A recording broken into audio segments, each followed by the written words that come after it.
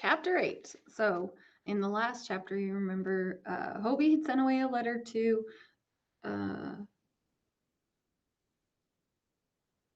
the military man, now I can't remember his name, who was taking care of Duke and he wanted his dog back. But he got a letter that said, I don't have a little sister, but if I did, I hope I could be the kind of big brother you are. I hate to break a kid's heart, but Duke and I are a team now, and I promise I will bring him back to you and your sister as soon as I can. So now this chapter 8 is called Plan B, April 3rd, 1944. So I'm guessing Plan B probably means that he's going to figure out a different plan to get Duke back. I'm not sure. Here we go. Mom sent Hobie on an errand right after school. I'm out of eggs and I need some for this new recipe I got from Aunt Ellen, codfish casserole. Doesn't that sound delicious? It didn't sound tasty to Hobie, but Aunt Ellen was a good cook, so it was probably okay.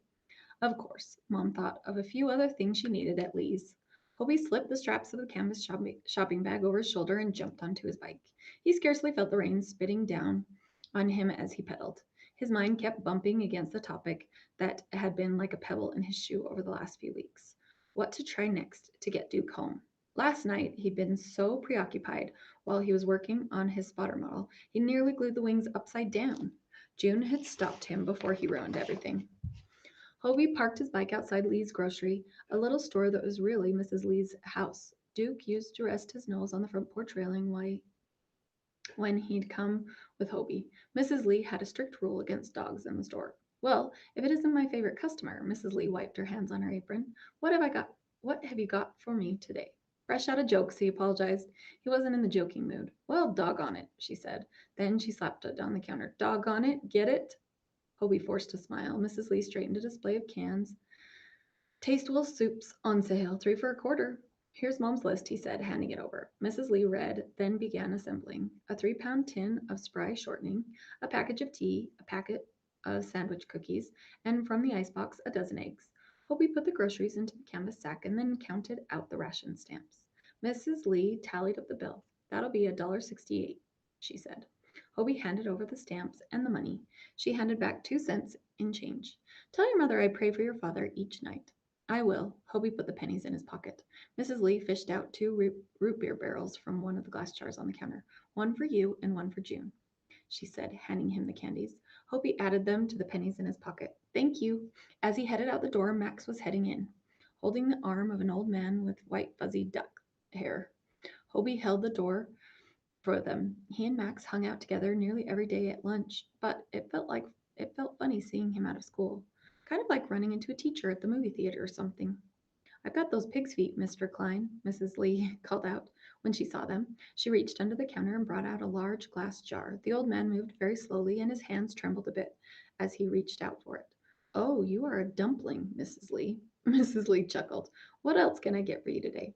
While the old man and Mrs. Lee talked, Toby turned to Max. Pig's feet? He asked. Even worse, Max said. They're pickled. They both made faces and then cracked up. Grandpa says I'll like them when I get older, Max said. It kind of makes you not want to grow up, said Hobie. That's your grandpa? He lives with us. Max stepped farther inside the door. I'd better help him. See you tomorrow, Hobie said, slipping through the door. My uncle sent me a new comic we can read. Max called after him. Hobie started for home. The rain had let up, but there were plenty of puddles to splash through as he rode. Pig's feet. Poor Max. A block from the Lees, he saw this little girl with the Boston Terrier again. There he had there had been no improvement in the obedience department. The dog was zigzagging her across the sidewalk and through every single puddle. When a squirrel leapt down from a tree, the dog bolted after it, turning the little girl into a human kite. Hobie didn't know who he felt more sorry for, the girl or the dog. Without warning, the dog changed course and dashed right in front of Hobie. He slammed on his brakes, jerking to a stop. What? Watch what you're doing, he shouted at the girl. She tugged on the leash. I'm trying, she said. But Susie won't mind. The girl wiped her nose on her coat sleeve. Mother says if I don't get her trained soon, she's going to go back to the pound. Susie snuffled at Hobie's leg. What have you done to train her? Hobie asked. I make her wear a leash, the girl said, and I tell her no. Let me try something. Hobie set his bike down and fished a cookie from his pack in the shopping bag.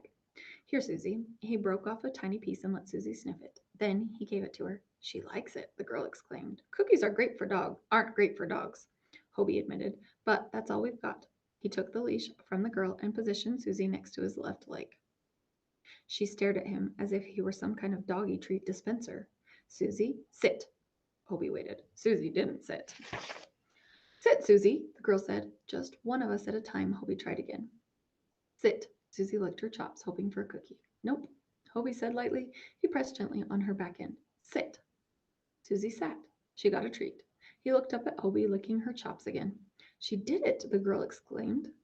Now, she needs to do it about 50 times, Hobie said, and that's not a joke. When it seemed like Susie had gotten the idea, Hobie turned the leash and the cookie over to the girl.